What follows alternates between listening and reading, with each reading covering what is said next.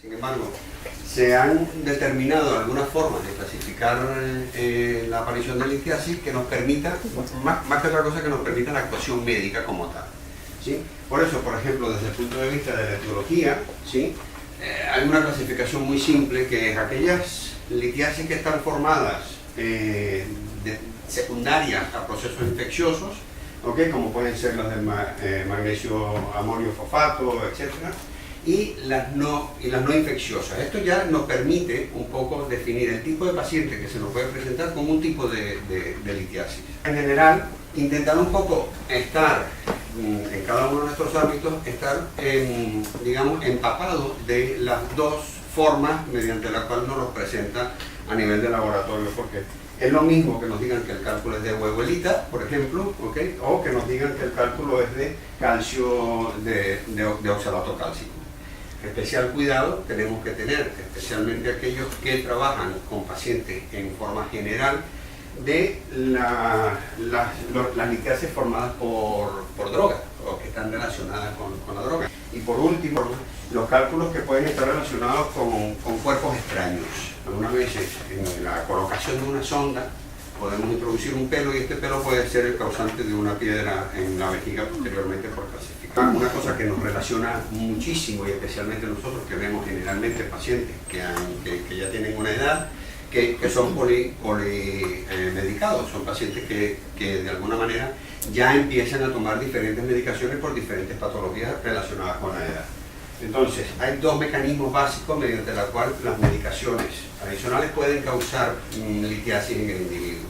Uno es por la misma precipitación que ocurre producto de la medicación que toma, y la otra es por los cambios en la orina, en la morfología de la orina, que estas medicaciones pueden ocurrir. Por lo tanto, en la práctica diaria es importante, ¿okay? Hacer esta anamnesis a los pacientes y saber, vale, este paciente que toma este tipo de medicación puede ser un candidato a producir piedra.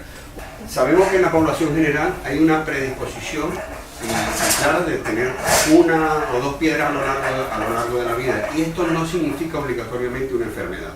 Sin embargo, cuando se hace recurrente, hay dos cosas que ocurren de manera clara. Uno es que el paciente de alguna manera empieza a sufrir enfermedades relacionadas con la litiasis, pero lo más importante es que estas enfermedades en muchas ocasiones lesionan de manera importante la calidad de vida del paciente. Como son, por ejemplo, pacientes que comiencen muy tempranamente a tener litiasis, evidentemente tienen más oportunidades de tener litiasis posteriormente.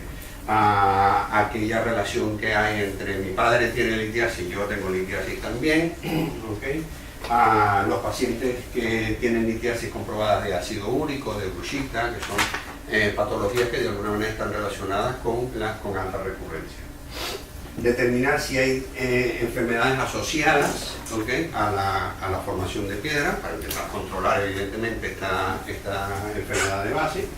Aquellos que están de alguna manera factibles de análisis genético, analizar las anormalidades anatómicas de estos pacientes. Desde el punto de vista práctico, como dijimos, intentamos seguir clasificando para poder de alguna manera orientar nuestra actividad clínica. Desde el punto de vista de tamaño, hay piedras que son pequeñas, 5 o menos milímetros, hay piedras que son un poco más grandes, 5 a 10 milímetros, de 10 a 20 o de 20 o más. Esta es más o menos la clasificación general.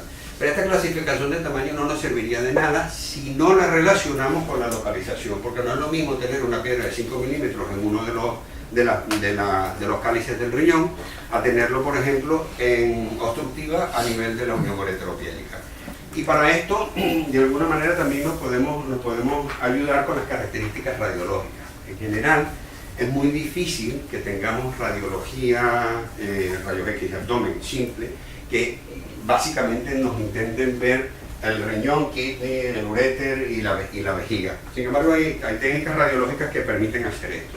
Nos sirve para determinar localización, el tamaño de la piedra, la composición de esta piedra, si es más radioopaca o menos radioopaca, y de alguna manera esto también orienta nuestra forma de actuar. Orientan a utilizar tomografía con contraste cuando pretendemos o cuando pensamos que tendremos que hacer algún procedimiento quirúrgico en estos pacientes. necesitamos algo, necesitamos apoyo para poder hacer los diagnósticos, ¿sí? Como ya hemos dicho, tenemos TAC por un lado, tenemos radiografía por el otro, pero es un estudio que lo tenemos prácticamente todos a la mano y cada vez mucho más fácil encontrarlos en cualquier consultorio, en cualquier urgencia, que es la ecografía.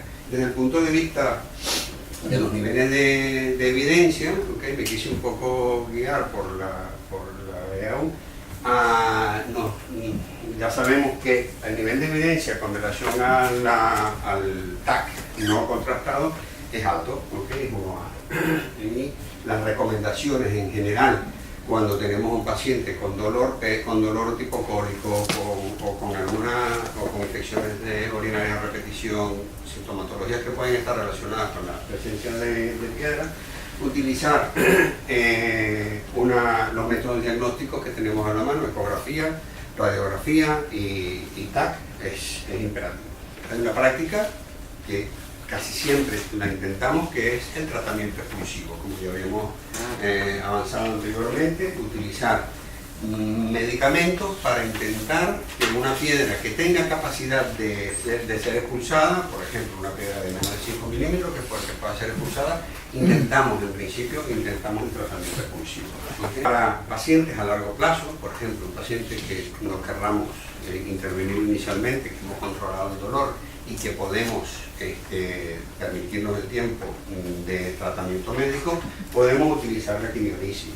¿Okay? En general, el objetivo es lo que denominamos el free stone results, es decir, no tener litiasis. Una guía que más o menos nos orientan es si la litiasis es superior o proximal, ¿de acuerdo? Las que están del tercio medio del uréter hacia arriba y tiene más de 10 milímetros, ¿okay? Lo que está indicado inicialmente es una ureteroscopia, ¿vale? Y en segundo plano una litotripsia extracorpórea. En cambio, si está por debajo de 10 milímetros, la litotripsia extracorpórea es una forma de resolver esta situación.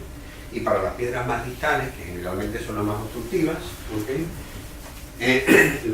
Igualmente por encima de 10 milímetros utilizar la ureteroscopia, ¿okay? Y en segundo plano la litotripsia extracorpórea, y por debajo de 10 milímetros utilizar primero litotripsia indiferentemente litotripsia contra ureteroscopia dependiendo del paciente. Aquí por ejemplo vamos muy rápidamente a describir un poco cómo se hace una ureteroscopia.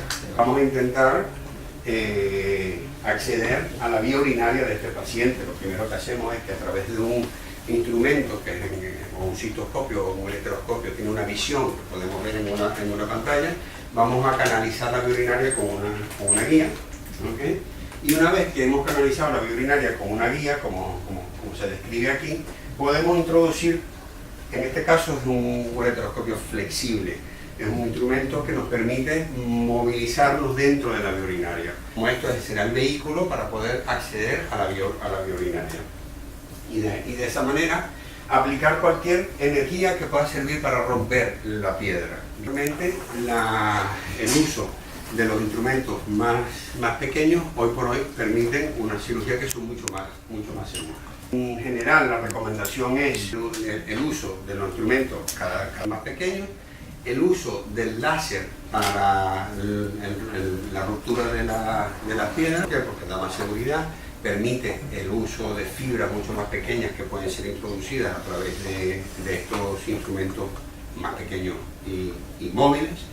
Por último, tenemos, en cuanto a técnicas quirúrgicas, una breve descripción de lo que es una cirugía renal percutánea. En algunas ocasiones podemos acceder hasta el riñón si la piedra es pequeña y si es factible de ser alcanzada con cualquiera de los métodos de vía anterógrada. Podemos ir hasta el riñón para buscar piedras. Sin embargo, una piedra muy grande, por encima de 20 milímetros, por ejemplo, o que está ubicada en un lugar difícil para ser accedida por la vía urinaria inferior, o que se hace complicado porque es una piedra muy densa, tiene mucho tamaño, etcétera, para hacer una litotripsia, entonces tenemos la herramienta de la cirugía renal percutánea. Es una técnica sencilla de realizar. Se basa fundamentalmente en que una vez que podemos ver la vía urinaria a través de fluoroscopia con radiografía en quirófano, podemos definir el lugar por donde vamos a hacer un acceso directamente al riñón, ¿okay? por la zona lumbar, un acceso que se hace con agujas, se llega hasta la pelvis del riñón, ¿okay? Y luego entonces diferentes métodos de dilatación permiten que coloquemos un tubo directamente hacia el riñón, desde el exterior hacia el riñón. Por eso se llama cirugía renal a través de la piel percutánea, ¿vale? Y a través de este tubo también podemos introducir cualquier elemento destructor de piedras. En este caso vemos que pudiera ser un láser lo que se ha introducido, ¿okay? Y de la misma manera también extraer las piedras con diferentes métodos, cestas, pinzas, etc. ¿Sí? ¿Vale? Entonces, el algoritmo un poco para definir qué tipo de terapia vamos a utilizar dependiendo del tipo de piedra.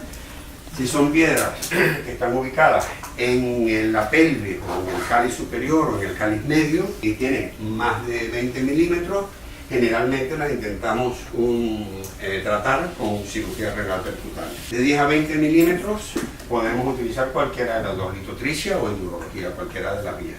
Y cuando tienen menos de 20 milímetros, generalmente, de 10 milímetros, generalmente se comienza pensando en que se puede hacer una litotricia extracorpórea. Los cálculos que están en el polo inferior, generalmente se recomienda más nefrolitotomía, ¿okay? Porque es el acceso más factible.